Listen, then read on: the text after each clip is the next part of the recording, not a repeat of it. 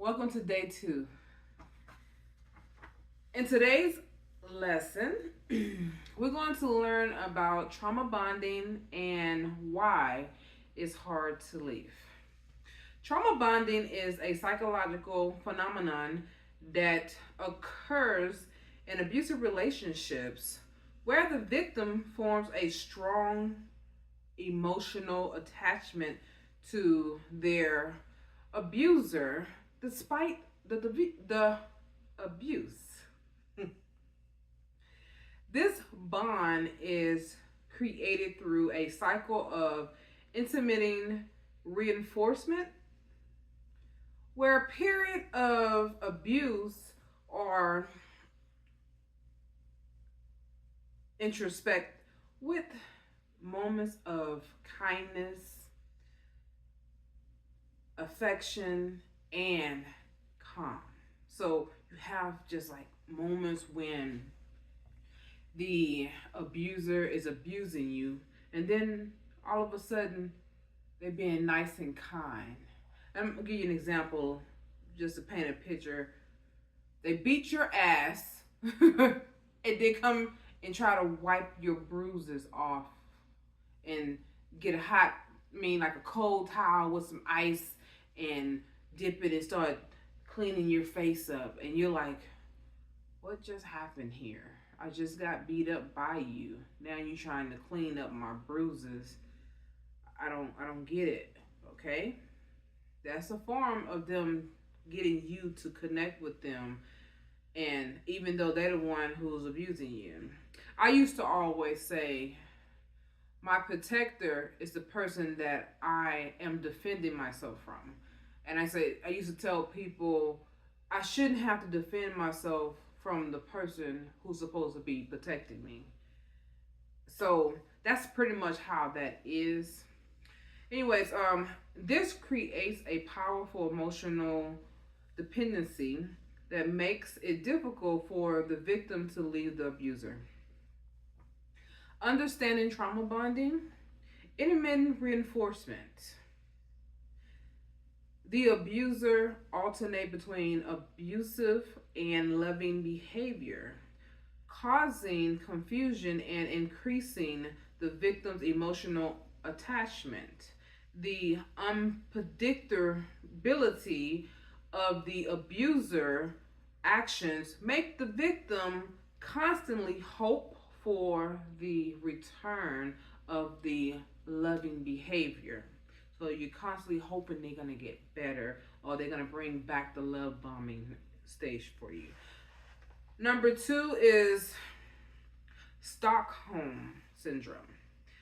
Similar to trauma bonding, Stockholm syndrome occurs when victims develop positive feelings towards their captors or abuser as a survival strategy, often rationalizing and excusing the abuse. So I'm explaining that in more detail. So have you ever noticed, have you ever seen a situation where a person get kidnapped and they know that that person kidnapped them, but over a period of time of being with that person, now they need that person to survive off of, so they end up creating a bond or some type of affection for their kidnapper, even though they shouldn't be with them. But over a period of time, that's what happens. They form an attachment to that person,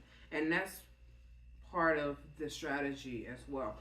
Then you have psychological manipulation. The abuser used manipulation tactics such as gaslighting, blame shifting, and guilt tripping to control the victim and keep them emotional dependent. Low self-esteem. Prolonged abuse erode the victim's self-esteem, making them believe they are unworthy of better treatment or incapable of surviving without the abuser. Isolation. Abusers often isolate their victims from friends, family, and support system, making it harder for the victim to seek help or recognize the abuse. Why it's hard to leave a narcissist. Let's talk about that. Why is it hard to leave a narcissist? Number one, developing dependency. The cycle of abuse and affection creates a strong emotional dependency.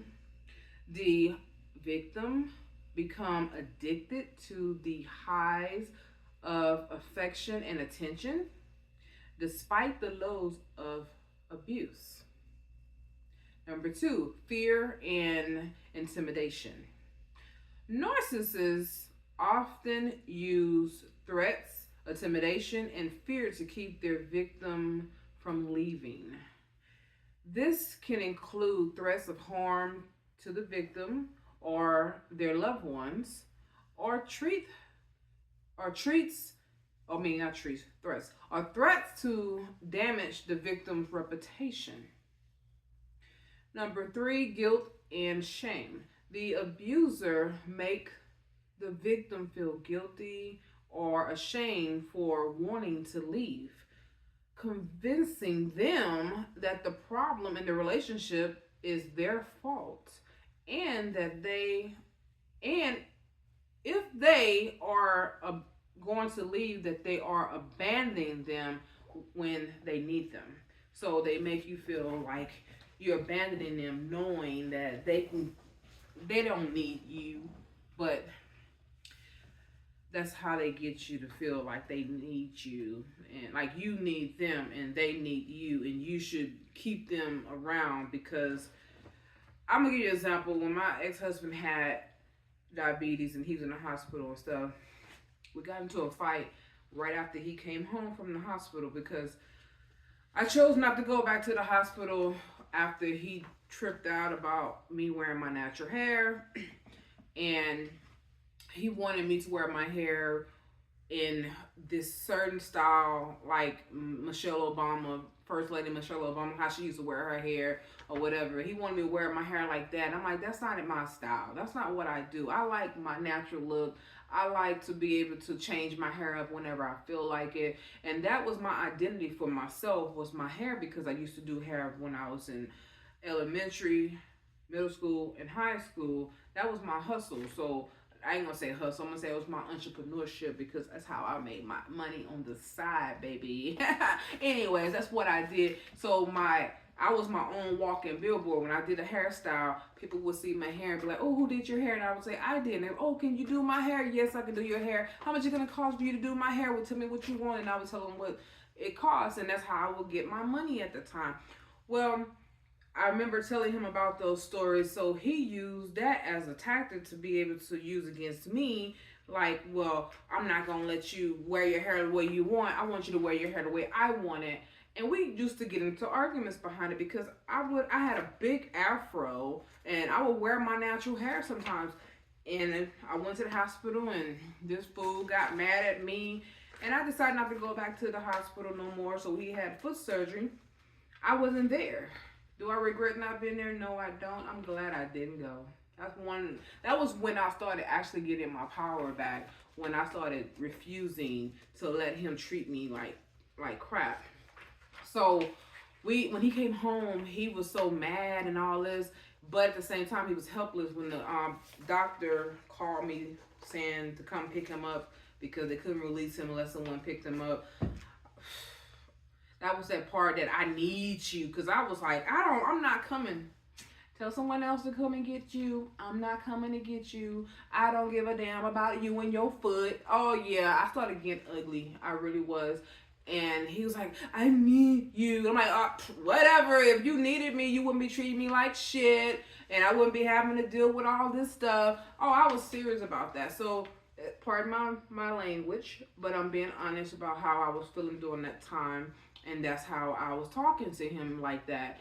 And he's like, I need you. And here I am, like, you know what, you wrong. I'm telling myself, oh, you wrong. He's vulnerable. There's nothing he can really do. You should go get him. So, of course, I went and got him. got home, we got into an argument then because he wanted me to clean up his sore, his wounds, and pack him and clean him up and wrap him, bandage and all that stuff. I'm like, I ain't doing that. You do it yourself. Oh man, yes, it was getting. If you ever saw that movie, The Diary of a Mad Black Woman, Tyler Perry, I kind of got to that stage where I was like, revenge. But I'm telling you, that's not the way to go. It just isn't. So I had to be compassionate and stop acting like that because I was starting to turn into him. That's what was going on. And I know I can get vicious, but that's what I was striving to not do, was become that person. I was trying my best to not become that person. So that's part of the reason you have to be careful with allowing yourself to be subjected to so much abuse, because you don't know which way it's going to take you. Some women get very vulnerable, some women get vicious, okay?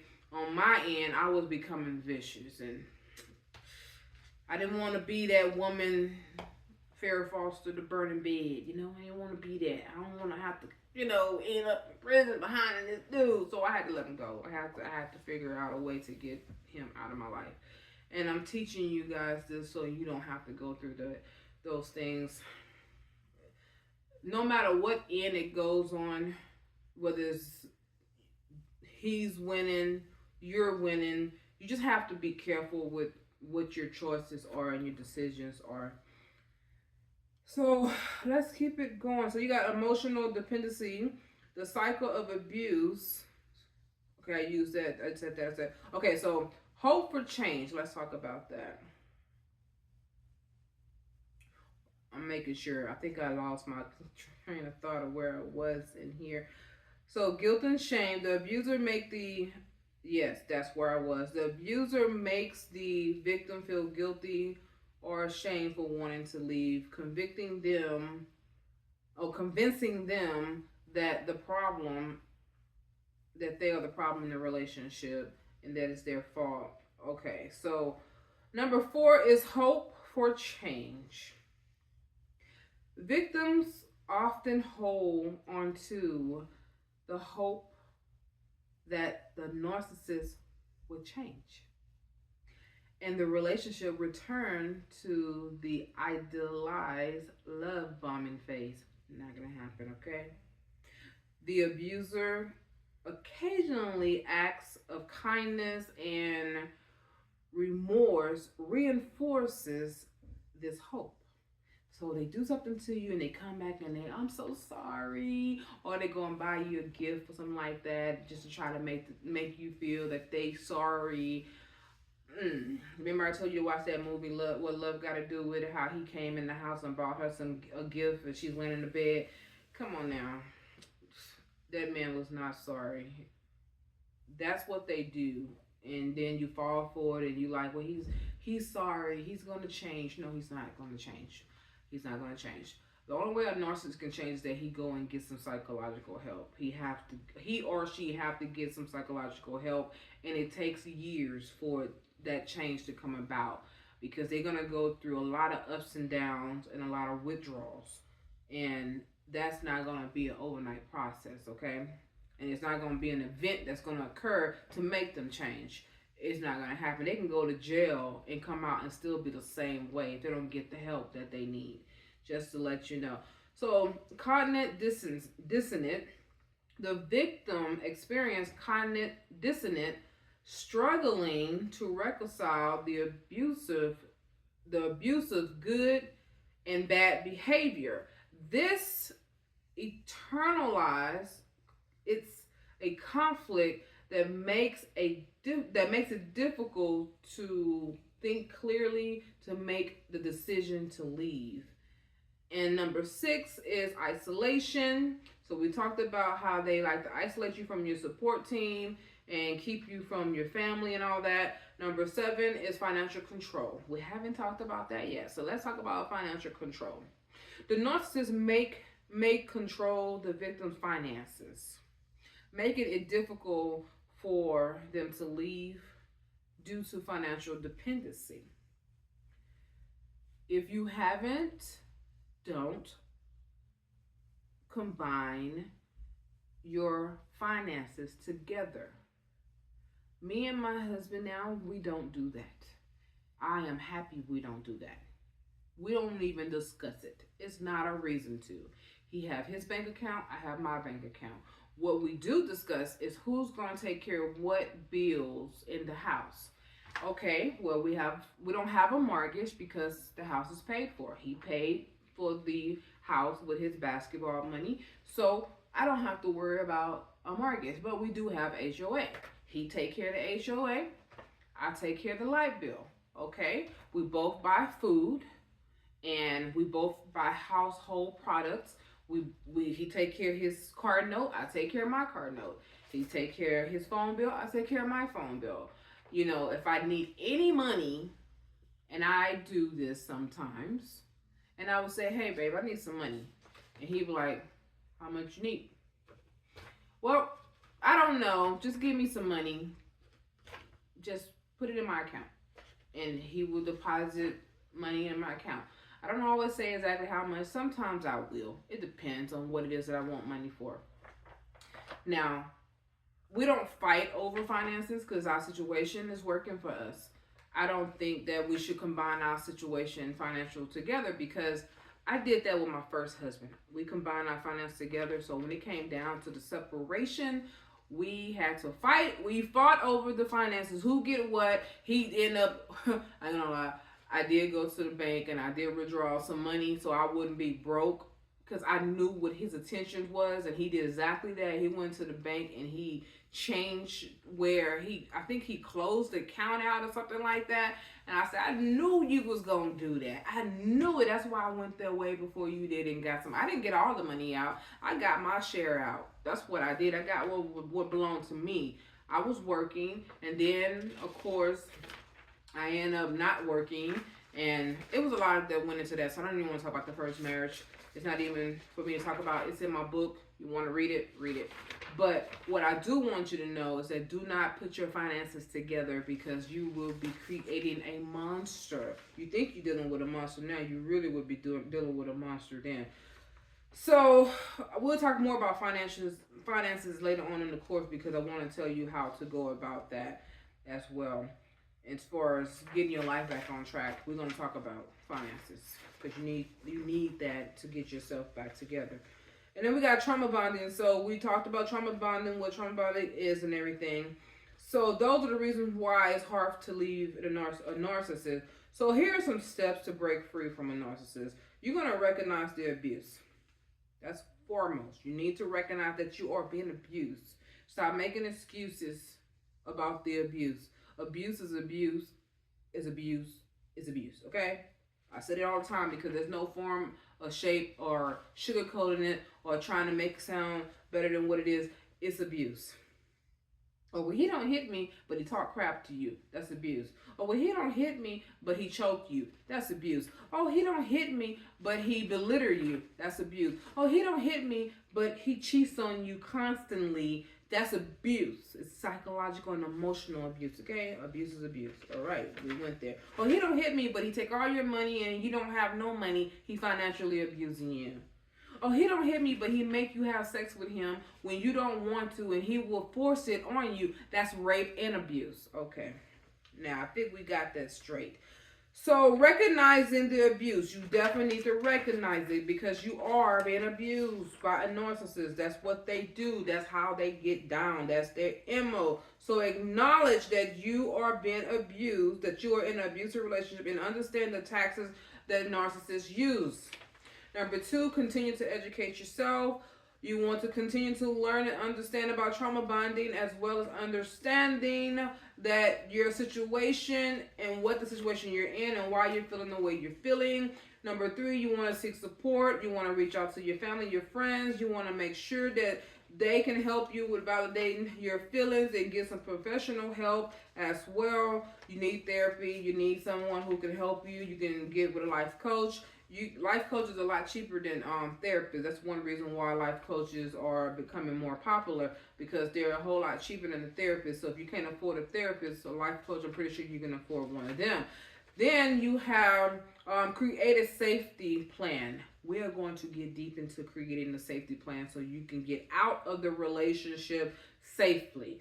That way, they cannot find you or try to kill you, because there are some narcissists that like to retaliate. If I can't have you, nobody can. We're going to safely come up with a plan that can help you get out. That's the reason why I say that you should have one-on-one coaching with me so I can understand your dynamics and your situation a lot better. I cannot understand it if I don't know what's going on. I cannot. One size does not fit all. That's period. And to safely leave a narcissist, you have to slowly leave them. Sometimes that's if they're threatening and all that. You have to come up with a really quiet plan that they're not even aware of to be able to leave them. And you're gonna have to be, I can teach you that on another time, but it would be best that I can hear your story, know your story, and say, okay, well, these are the things that you need to do or that you could do to get out of that situation safely without them being able to retaliate against you. So the whole objective is to not let them have access to you so they can't retaliate. And then we'll talk about more situations if you have children and everything. We'll talk about that as well. So, and the type of help you're gonna need. So you're gonna also set boundaries, and with these boundaries, you're gonna establish and maintain a firm boundary with the narcissist. This may include cutting them off completely, and we'll talk about that as well. And then you have to focus on self-care. When you leave a narcissist, it is very crucial to focus on yourself at this time. We will talk more about that. You need to seek some professional help constantly. Keep your professional help going. You want to keep that going, and you want to rebuild your self-esteem by working on rebuilding it. You're going to have powerful words of affirmation. That's what my book come in at. I'm going to teach you about learning how to make these words come alive in your life. These words here. And you don't have to be away from the narcissist to make these words come alive, because like I said, it's a slow process in some people's lives that might not be able to leave right away. But then some of you might be able to leave right away. But we would learn more about that. And then the legal and the financial advice. This is when you will get an attorney. Now you might say, I can't afford an attorney. Well, they have legal aid. Legal aid, if you are really in a situation dealing with a narcissist and you want to get away from them and they're abusive, that's the reason why you want to document everything. Okay?